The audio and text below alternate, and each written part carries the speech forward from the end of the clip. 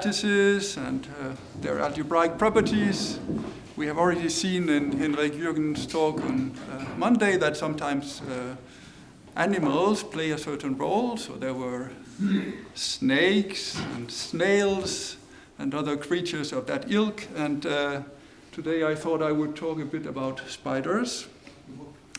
So my excuses to people who have already seen parts of this talk, but it's going to change in the end, so you might be entertained nevertheless. So this is work done in collaboration with Augustin Lafay, joint student of Azad Kainuddinov and myself, who is now in Helsinki. So it all starts from loop models, okay?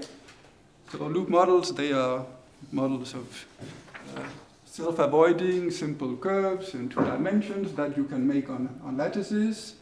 And I noticed that you can play this game if you want. You can put hexagons of 2 different colors.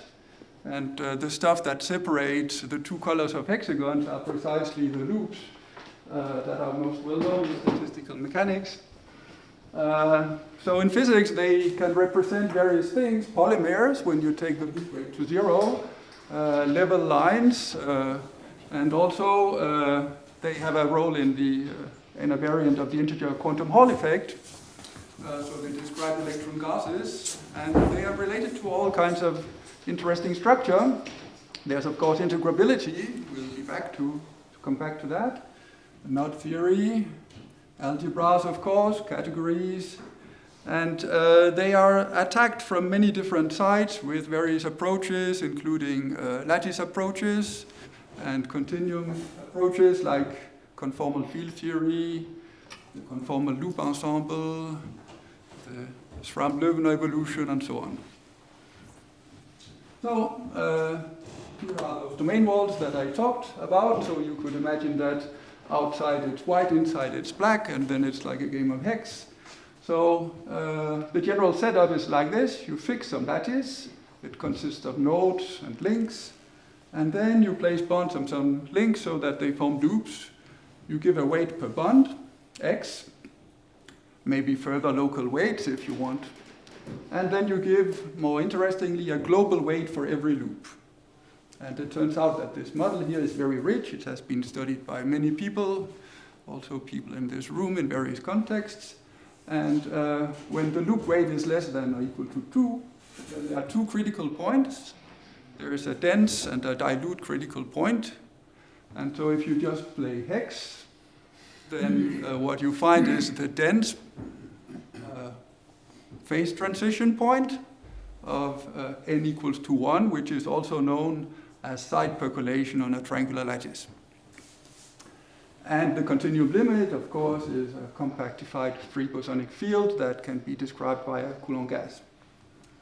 This is now the subject that I want to take as a starting point, but I'm going to leave it because it's a bit sad that these loops, they are just forming curves, and it would be interesting to form more general objects in which these curves can also branch out.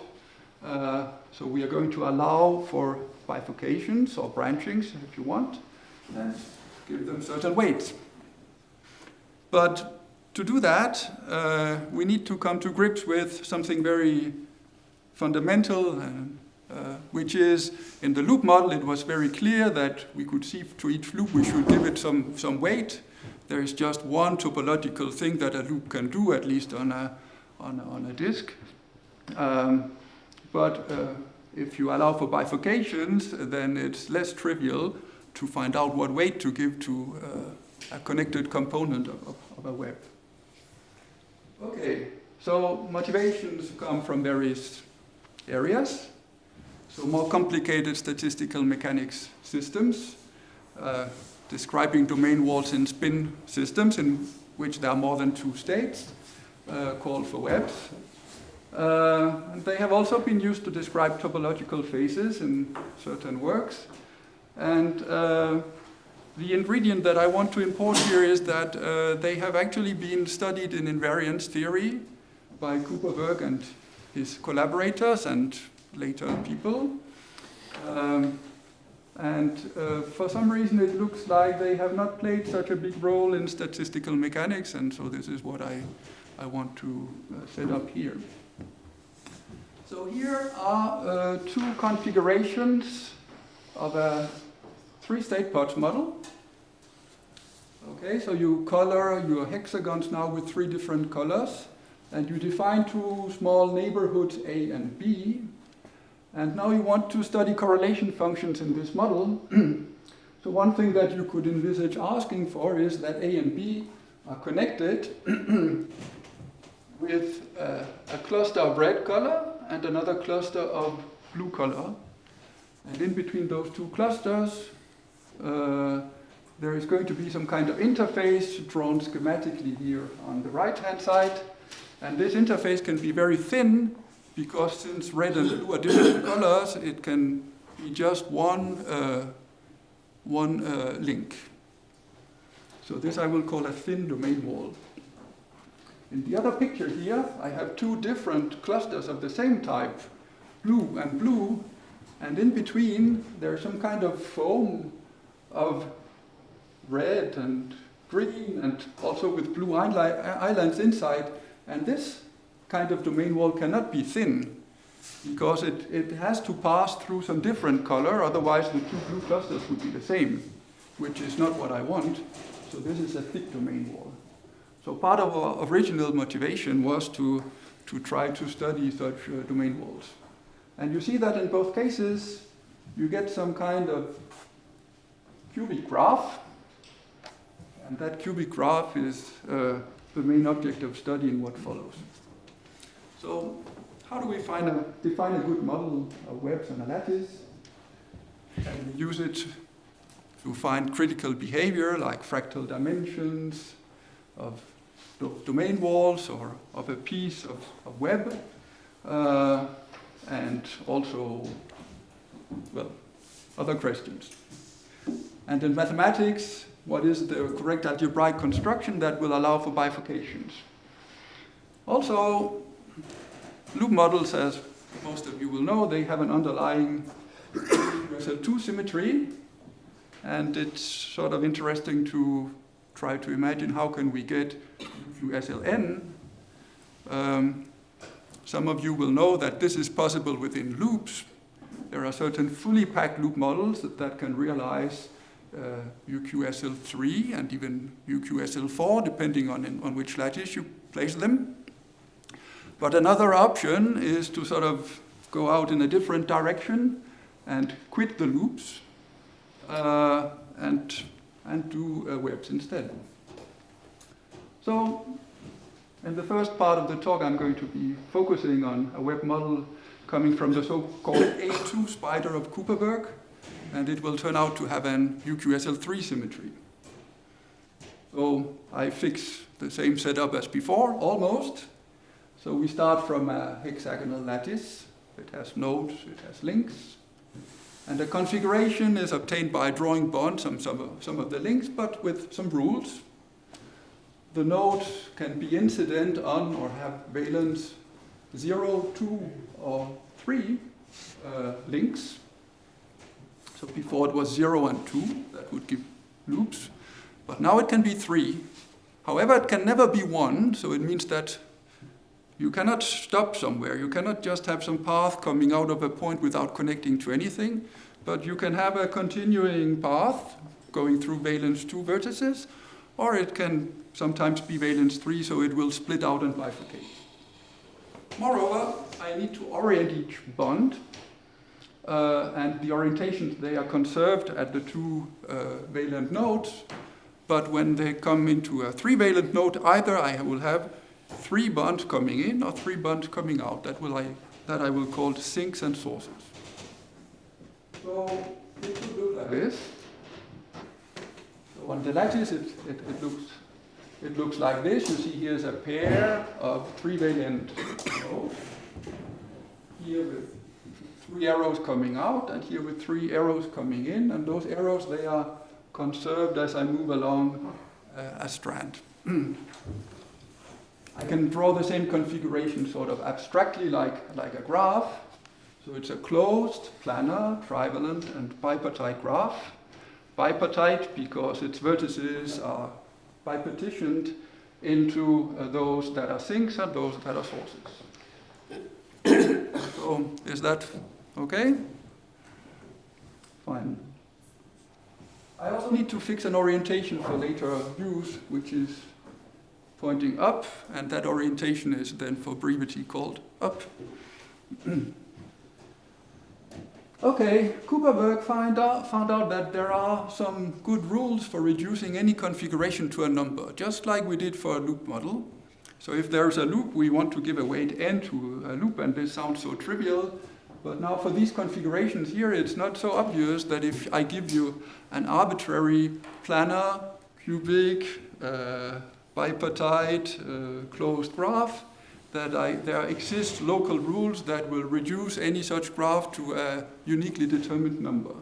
But the rules are here. We shall need three rules. The first rule is that if it takes just the form of a loop, it's replaced by the quantum number 3. If there's a line with a tadpole in the middle, you take out the tadpole and you replace it by Q number 2. And finally, if there is a square, then you split it in two ways, a bit like in temporally algebra. And of course, arrows can be rotated and reversed, so I don't show all those diagrams, but there are just three types of this. And you see what Kuperberg here is doing is that he says there are polygons inside such a web, and those polygons are of even degree because it's bipartite. So there's a polygon of degree 0, 2, and 4, and it's a very simple matter to show that if you have such a graph, any graph, there will always be at least one phase of degree 0, 2, and 4, so it means you can always apply one rule. And since all rules, they either diminish the number of connected components or the number of vertices, you are making some kind of progress, and in the end you will end up by a number. And to show this, you just use the Euler relation. Okay, fine. So now let's define a model on a hexagonal lattice. So it's a sum of configurations, which are such as I just described. I'm going to assign some local weights, x for a bond that points up or down with respect to my reference direction, y and z for sinks and sources, and then I'm going to define my partition function as the sum over all such graphs with those local weights, and then in addition everything has to be multiplied by this Kuperberg weight, which is obtained, I recall, by applying these three rules. So this is a model. Okay, now this model for some particular parameter value, it's equivalent to a Z3 spin model. What I can do is I can take three component spins placed on the nodes of a triangular lattice. That's the faces of the hexagonal lattice. And I'm going to give a weight to a link defined as x0, x1, or x2, where the subscript is just taking the difference of the spin value that I see on the left and the right. And I'm going to normalize things so that x0 is 1. So each piece of domain wall now gives me a weight x1 or x2, depending on how it's oriented. And if I do this, I can see that a vertex is actually a sink or a source, depending on whether the spins sort of go from 0, 1, and 2 in a cyclic or an anti-cyclic way.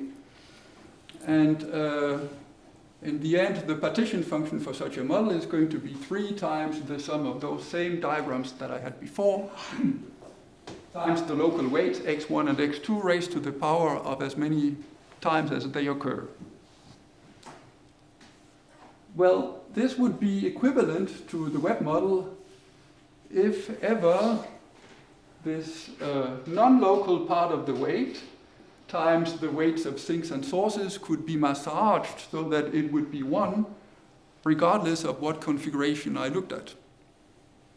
And now I will show you how this can be done.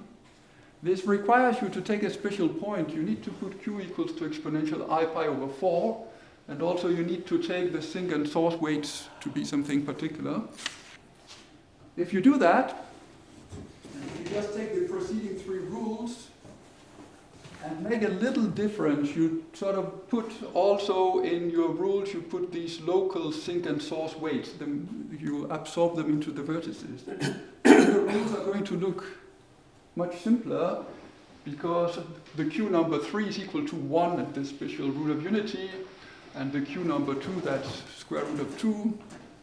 And then the rules look like this. And you can see that if I say that the total weight on the left-hand side is 1, then the total weight on the right-hand side is also 1. So this is a probabilistic reduction, which in the end is bound to give you 1 once you reduce. So that's the proof. I don't want to talk much about this, but if we can do SL3, can we do SLN? Well, yes, we can, but there's a small snag to it. I need to introduce some extra structure on the lines, which are called tags, following Cortis, Kamnitz, and Morrison. And then there will be rules of this type with Q-deformed binomial coefficients, and it goes on for a little while. And I don't really want to show this much. The only thing I want to point out is that if n is equal to 3, then you can convince yourself that you can get rid of those small tags, and you get exactly the model that I have discussed until now. So now you can forget about this. So, not quite. So n equals 3 gives the Kuperberg-Webb model, but n equals 2 gives the good old loop model, the one that I discussed initially. And it turns out that for any n, there's a special point where you get an equivalent Zn spin model. If you take this root of unity for q, so into the I pi over n plus 1. Fine. Okay, so Zn spin models can be integrable, critical, if you give them appropriate weights. There are famous examples around. Pateyev Zamolodchikov is one. So we would expect the special point to be critical for any n. But now in the Webb models, you have more freedom. You could choose other values of q. You could choose not to tune those sink and source weights to special values. So most likely then there would be a larger critical manifold. And of course you could make the same remark about integrability. There might be more integrable points. So we are going to come back to this in the very end. But how do we now investigate these models?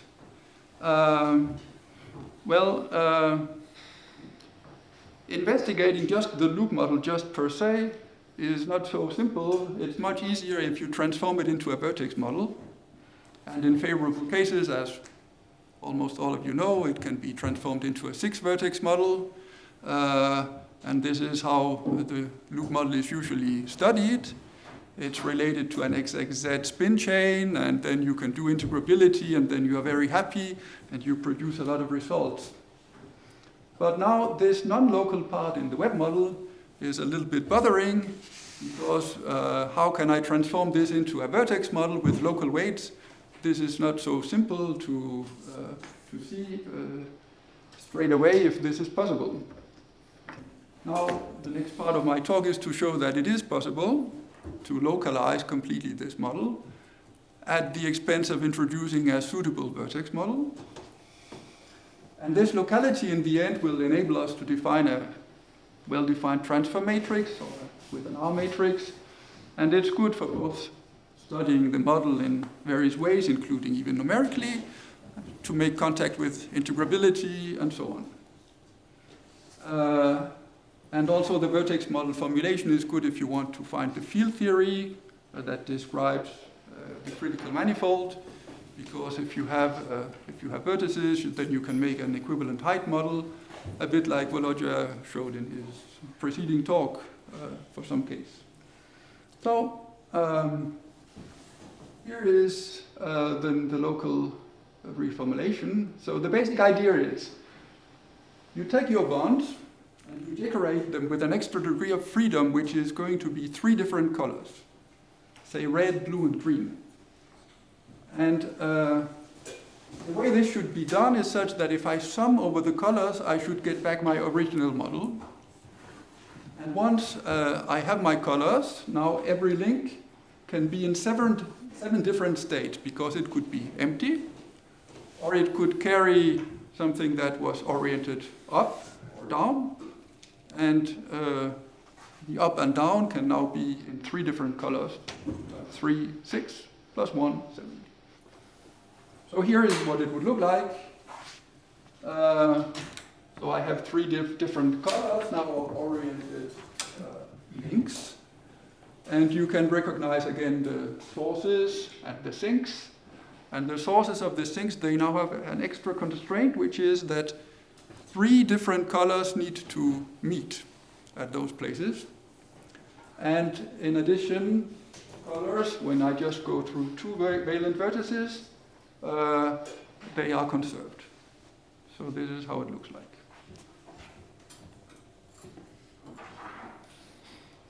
Let me remind now how this local to non-local transformation worked for the loop case when n was equal to 2. So first I take my loop weight, I write it as q plus q inverse. Q is of course the quantum group parameter. So I have my q number 2. And then I would orient loops in 2 different ways, clockwise and anti-clockwise. And I would decide that a clockwise loop has a weight small q. And then I would say, okay, but this I can distribute out locally, because I can say a clockwise loop turns 2 pi to the left net. And so I can just give q to the power minus theta over 2 pi when I turn through an angle theta. And then my model would become local. So this is what it would look like. If I take 1/6 of a full turn, then I get q to the power minus 1 over 6. If I turn to the left and if I turn to the right, I get q to the power plus 1 over 6. And when I take 6 full turns net, which could partially be compensated by turns in the other direction, of course, but 6 net turns, then I get q, or q minus 1, summing them up, gives me back 2. Now, this orientation here is misleading when you want to see the generalization to n equals to 3. What I should have done instead, I should have used 2 different colors, red and blue, because in the n equals to 3 model there were orientations and colors. It's the colors which are equivalent to this sum over different terms. But this is not usually how the loop model is presented. So now I take then 3 colors. The number 3 q deformed is 1 plus q squared plus q minus 2. So what I'm going to do is that just when I have a red loop, I try to pick up this q to the 2 by giving it weights q to the plus minus 1/3 when it makes a 1/6 of a turn. I do the same thing for the green loops with the opposite phases. And for the blue loops, they need to pick up 1, so they pick up nothing. No special value, except of course of the local weight, which I take to be x, because there is one monomer. There are 2 monomers here, but they count as 1/2 because they also see a neighboring vertex. Okay, now the tricky part of it is this. The tricky part is when the vertices are involved.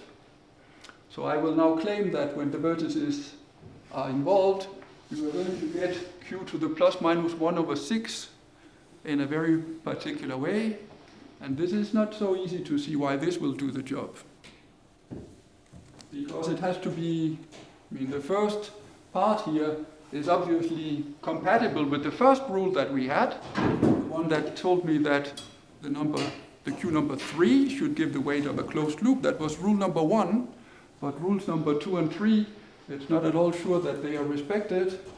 And it's for the reason of satisfying those rules that I need those special vertex weights. And so now I will show you that it works. And then, after having shown you that it works, I will tell you how it was derived. So for example, here's the diagonal rule. Suppose that I have a line, let's say for simplicity that it's red, and then there's a little tadpole inserted in it. Because of the coloring rule, this tadpole can be either green-blue or blue-green, so I have to sum over both if I want to sum up the colors. And since these vertices here now have weights, I can write what those weights are, and when I sum them out, it turns out that I get the Q number 2. So the diagonal rule was easy. The square rule is a little bit more involved. So I need to take some color for the external legs. There are actually two different choices, one where the legs are all of the same color and one where they are 2 by 2 using different colors, but for one of the cases it looks like this, and then this internal square have various colors, and if I take all the weights and so on and expand everything out, I indeed get a split. I sum over two possible splittings of green with the same weights on left and right. And so it works. Okay, well, I would like to define now a transfer matrix for this model. So it's nice to decompose my lattice into small pieces. A small piece T1 that goes from 2 legs to 1 leg, so that gives you a lambda-shaped vertex, that's T1. And also a Y-shaped vertex that goes from 1 leg to 2 legs. Okay, so those are maps between a local space of state H times H to H, or H to H times H. And the transfer matrix is then the sum, product, over first an even labeled and an odd labeled row of such small t, where t is T1 times T2, so T1 times T2, that gives me 2 legs going into 1, going out to 2 legs. And this transfer matrix is an intertwiner of the quantum group action, guaranteed by the fact that the Kuperberg spiders, they are USL3 compatible. Okay, so now let's take a basis for the first fundamental, V1 of this quantum group. And let's also W be a basis of the dual. Let's now relate the 7 possible states of my space of states, so empty or up and down with 3 colors. Let's relate it to V, W, and the number 1, which just amounts to sort of bending the lattice so that everything is oriented upwards. And since there were weights corresponding to turning around, you have to provide some powers of Q. Then we will draw the diagram of all transitions in these local transfer matrices, so for example this. And the question is, so for example, can we tell what should be, say, for example, this first diagram? Well, let's have a look. So what I want to do is to express each diagrams in terms of elementary blocks or maps, which have names. So there are cups called co-evaluation, there are caps called evaluation, and then there are antisymmetrizers called V and W. And their expressions, they follow from quantum group considerations. And so, for example, the first term in the transfer matrix that I needed, this one with 3 guys coming in, you can see that it's a composition of W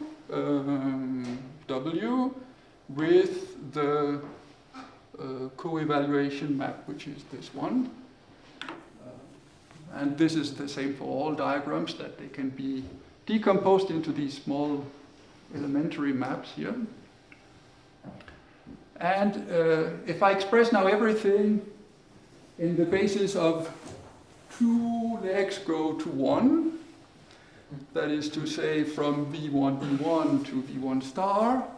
Then finally, this thing is going to look like this.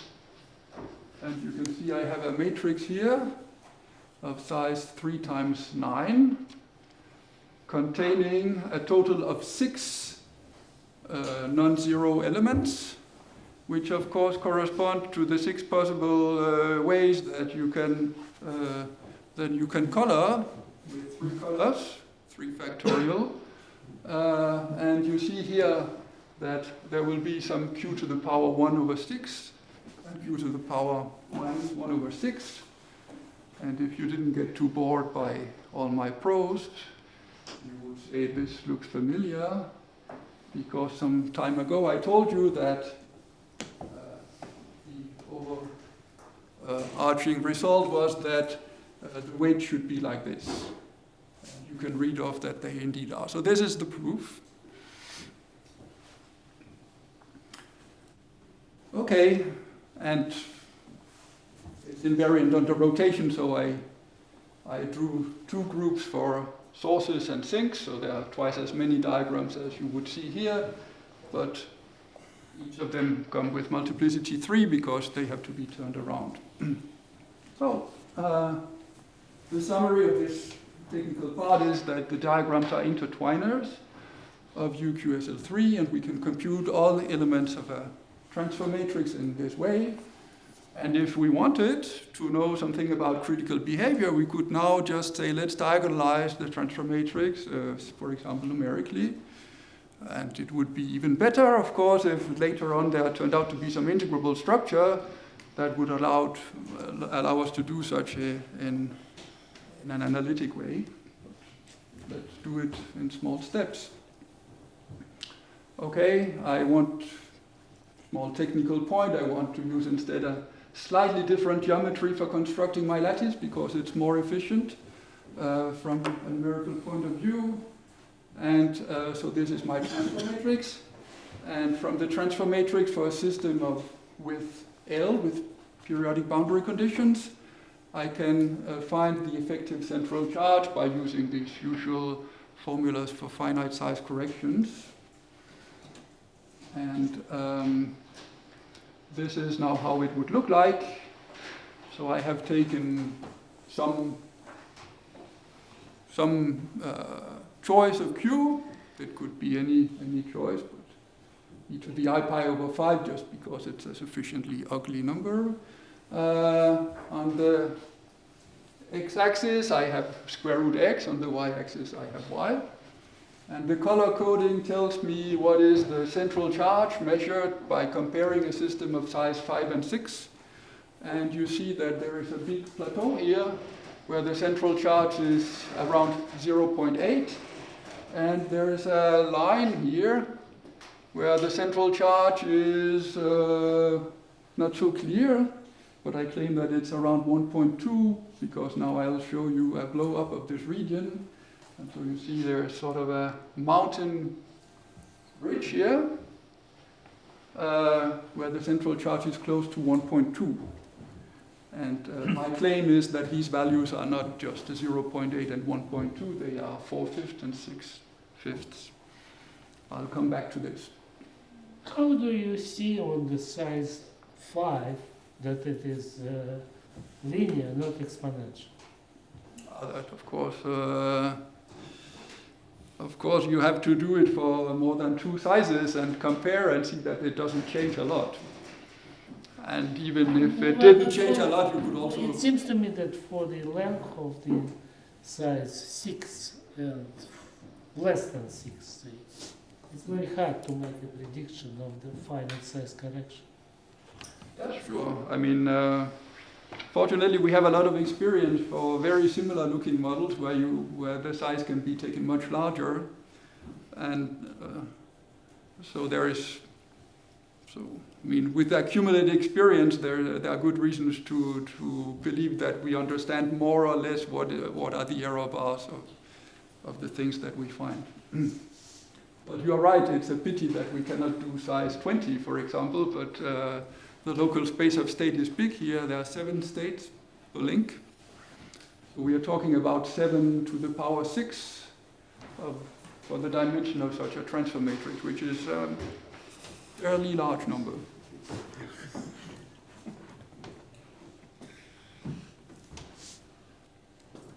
Okay,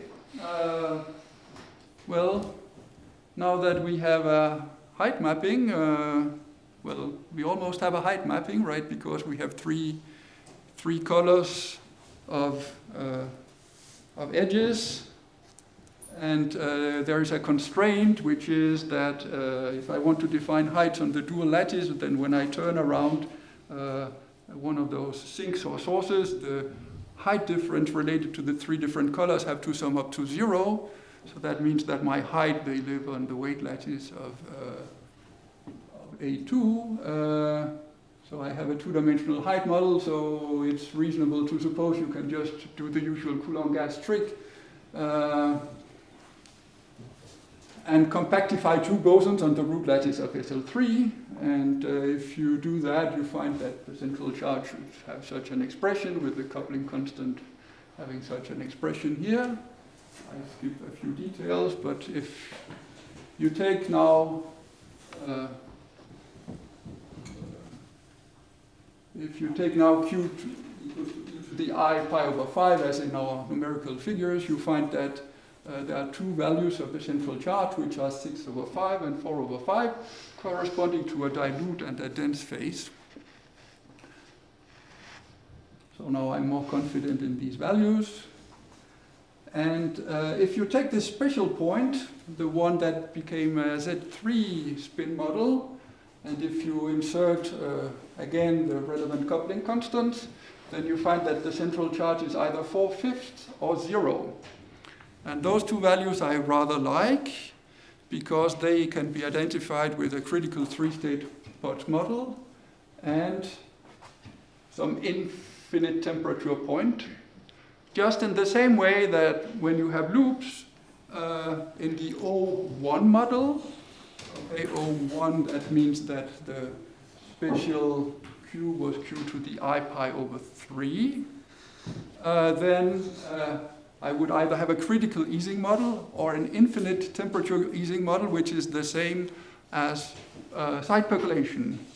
So this C equals to 0 is actually quite an interesting model, because it's some kind of quote-unquote side percolation in which you have three colors. But you are at infinite temperature, so you just put down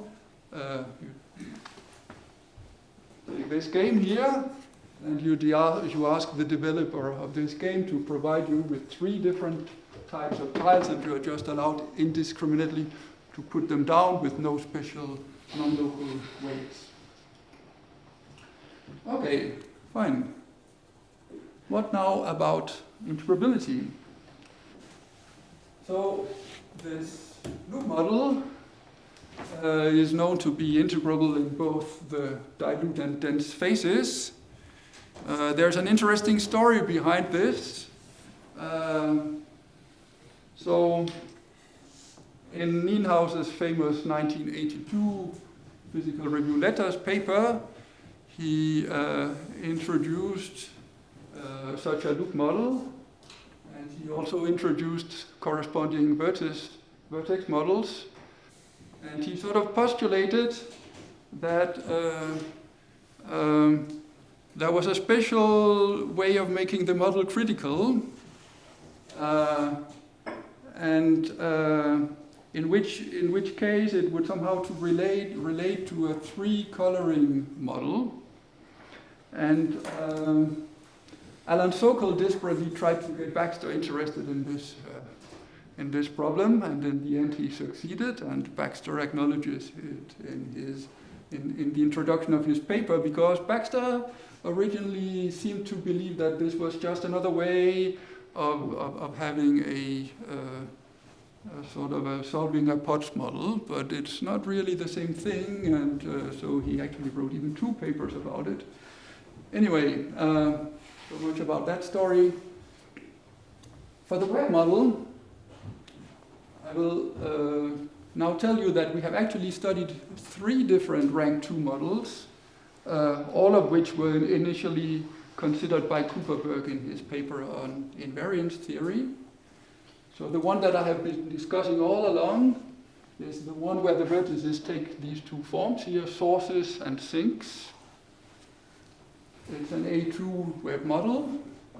And the special identity that I had was that when Q was e to the I pi over 4, then it's equivalent to a 3-stage spin model. But there's another model of rank 2, it's a G2 model, in which there are two different types of lines, simple lines and double lines.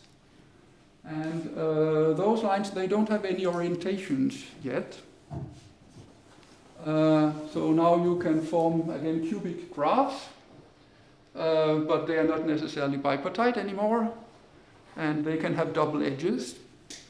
But there's sort of a quotient that you can make of this in which you say that double edges are not even allowed, so you just get cubic graphs which are not necessarily bipartite. And in that case, you can show, okay, now I didn't show you the Kuperberg rules. Here there were 3 rules, you recall. Here I could have filled a slide with those rules, but they would just be, various kinds of rules for having polygons of small degree and taking them out. But if you set Q equals to e to the I pi over 6 in those rules, then they simplify, and it turns out that you again get a 3-state model, but at another root of unity. And finally, there's a third model, a rank 2 model, which is called a B2 web model, which consists only of this last vertex, but not of the first one.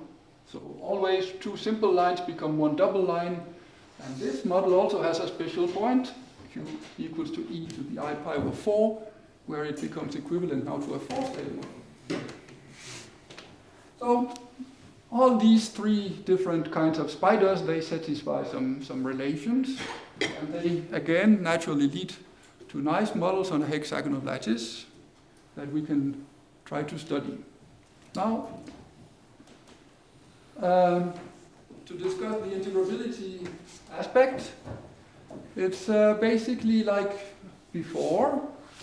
So we need some intertwining maps, like cups and caps and trivalent vertices, the things that before were called evaluation, co-evaluation, and compositions thereof with anti-symmetrizers.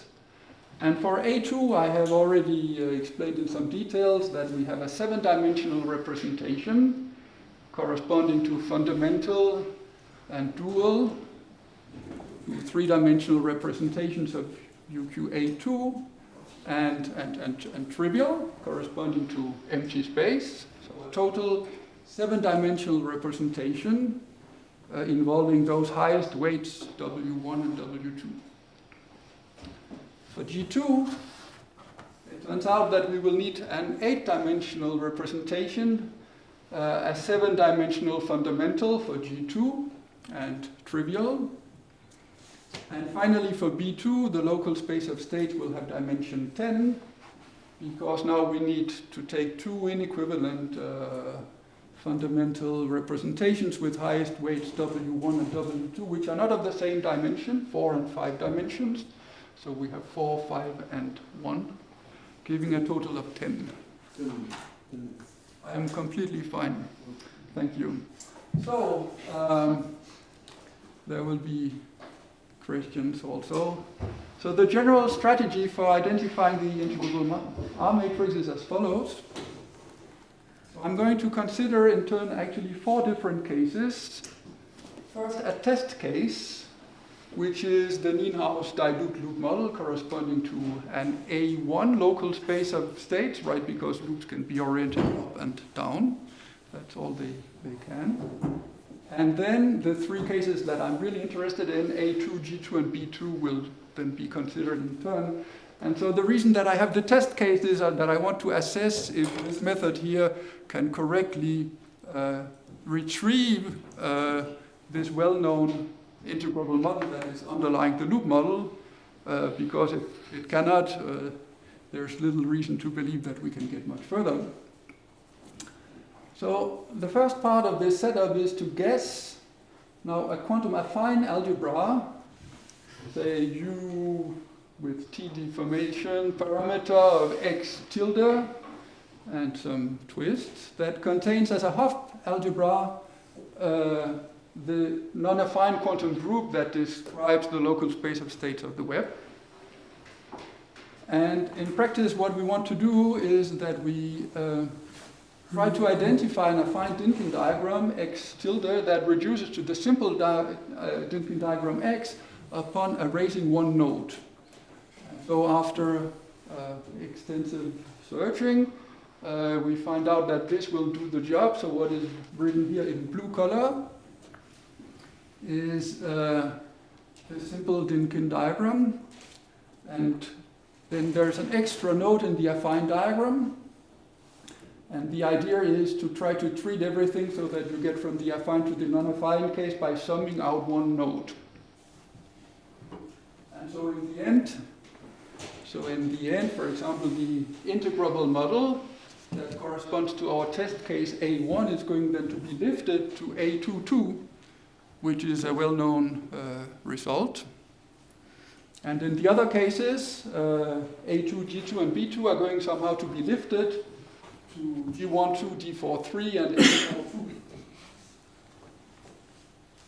And now, Bologna also told us what was an evaluation representation and what was a universal R matrix, so this can now be used. So we need to find an irreducible evaluation representation of the affine algebra that decomposes under this summing out of the node, so that VU becomes V, a U-independent local space of states of the web model. And then following Jimbo, we simply try to solve this relation here for the R matrix. And this is now a linear relation in what is unknown, namely the R. And since this evaluation representation is irreducible, this will admit a unique solution up to multiplicative parameter. And now by construction, since the affine algebra has a universal R matrix, then the found R check will satisfy the spectral parameter-dependent Yang-Baxter equations, and we are done. Finally, the goal was now to get some geometric content. So this R matrix, finally, we will expand out as a sum of intertwiners from V times V to itself. And these intertwiners, they are the diagrams that you can draw on a lattice using those geometric rules that I had.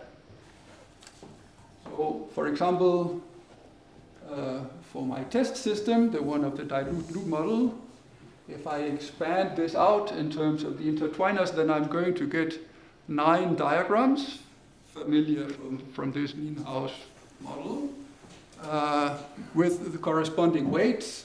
And carrying through the whole program of the last 2 slides, indeed, it is found that up to a gauge transformation, that the weights of the R matrix expanded out in terms of diagrams like this are exactly the ones found by Nienhaus.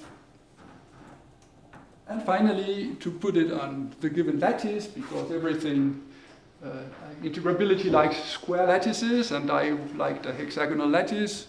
So we need to take a special choice of spectral parameters so that the only web diagrams that can appear are those that can actually be drawn on a pair of vertices of the hexagonal lattice. So we need to set certain weights to 0, just as what is also done in this Nienhaus loop model, in which you need to tune U to pi/3 or something so that you can split your square lattice into a pair of hexagonal lattice vertices. So this is cramming a lot of information into a few sentences, but many of you are quite familiar. And so in the end, as I told you, for A1, we correctly recover this Nienhaus loop model with 9 intertwiners. For the A2 webs, there is a solution that I can give you upon request if you want. It's a complicated expression with 33 intertwiners and some complicated trigonometric weights in front. And for G2 webs, we get a solution with 15 intertwiners, and for B2 webs, a solution with 43 intertwiners, and all of those, they are just diagrams in terms of these webs. And then, in the second hour of my talk, I would have liked very much now to set up beta-ansatz equations for all of this, solve them, give you complete analytic expressions of all the critical exponents. I would interpret them geometrically. And the reason that unfortunately the second hour of my talk has been cancelled is that we have not done this yet. But I believe it can be done. So now it's time to summarize instead, and the chairman looks more happy. So web models generalize the UQSL2 loop model to UQSLN, and the nicest case was UQSL3, at least the one that I discussed the most. It has a geometric content. It can apply to ZN interface spin models, and just like the loop model counterpart, it turns out that it has a dense and a dilute critical point, of which you can provide a Coulomb gas description. You can get fractal dimensions of defects, at least in some cases. And you can also make similar statistical models for all rank 2 spiders, studied by Cooperberg and company, A2, G2, and B2, and construct, at least as a first step, the corresponding integrable R matrices. But the properties, as I said, they have not yet been studied. And one further possibility that I'm contemplating is it possible to do something like Schramm-Löwener evolution in this case, in which a growing interface, the one that in the UQSL2 case would sort of represent the piece of loop, could now allow bifurcations. So this will mean now that you have something more complicated than a Brownian motion. You should have something that can somehow jump or something. And I think this is an attractive possibility, but that would clearly require some further work. So I hope I'm on time. So thanks for listening.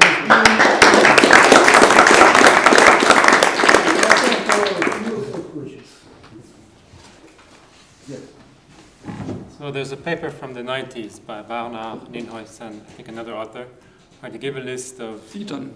And? Thetan, maybe. Exactly. Where they give a list of loop models and solutions, some of them which have 30-ish diagrams. Do your models, some of them, are they in this list or no? Were they loop models, all of them? Yeah, they were loop models. Some of them had like 1 or 2 colors and... Yeah, okay, so loop models with different colors, that's a little bit, seemingly at least, it's a different subject. Here I really need this bifurcation. Yeah, there are other papers, Grimm's and Pierce and things. There are many variations on the theme of loop models, but what I really wanted to do here was to get out of this world. But of course, one can make many transformations. As you know, there's a lot of trickery, so who knows? But maybe we can see if by any chance, for example, if some of those models happen to have, for example, you really had something with 33 or 43 intertwiners, then I would be quite interested. Andreas. Yes, have you looked at the construction of representations of the Hecker algebra from your spiders and the higher ring spiders, different from the Cooperberg objects? Yeah, so of course the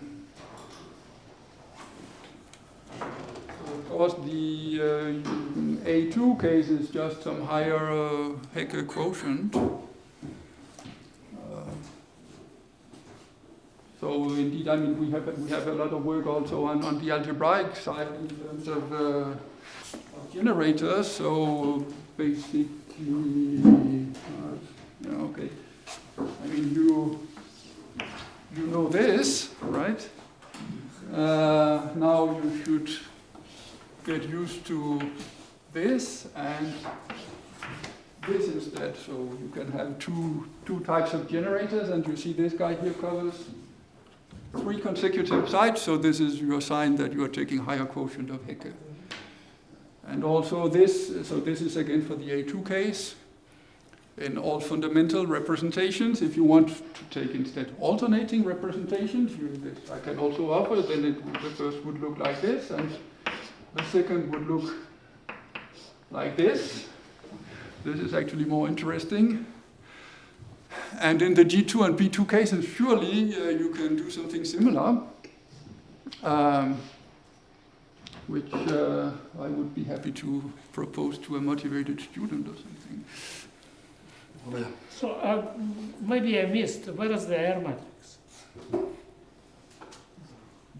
I told you that I didn't write it. I didn't. But how it appears out of these pictures? Okay, so let me show you the pictures in private. I have it, it's all typed up. It's just I thought, why should I flash it on 2 separate slides? But there are 33 terms, so I'll show you. So your spider models are in the representation of SUN or SU3 here, height model. They are mappings of the flat lattice into 2-dimensional lattice, the lattice of weights. So what is the interpretation of spiders in terms of this mapping? Do they correspond to some defects, local defects of this curvature defects? No, I think if you want to have defects, you need to violate these rules. Maybe, yes. Maybe. So, for example, I told you that graphs were closed. Okay, so there was nothing of valence 1, for example. So the simplest case that you could consider for if you want correlation functions, and this is also discussed in our first paper, is to take the system with a boundary and then, for example, put a 1 valent vertex on the boundary. That will then inject a piece of web component that will develop and foam around, and then on some other boundary point it will again become a 1 valent vertex. And this, in the Coulomb gas description, would correspond to a height defect and to a critical exponent. Now, this is where it gets complicated because of some technicalities that maybe I should explain you in private, but it's sort of hard. It's sort of hard to do in loop models. We have this very nice watermelon operators that have a very nice interpretation in which you adjust electric charges so that when these guys wind around their insertion points that they don't pick up any phase that you don't want. And the problem is that these web interfaces here, they will foam out and they will connect to themselves on the other side of the cylinder all the time. And doing that, they have some features that we don't quite really want, and this is an obstacle for eventually giving the expressions for the fractal dimensions. I discussed them in my motivation. You noticed, of course, that they didn't come in the end, and there's a good reason for that. So you started your second talk, yes?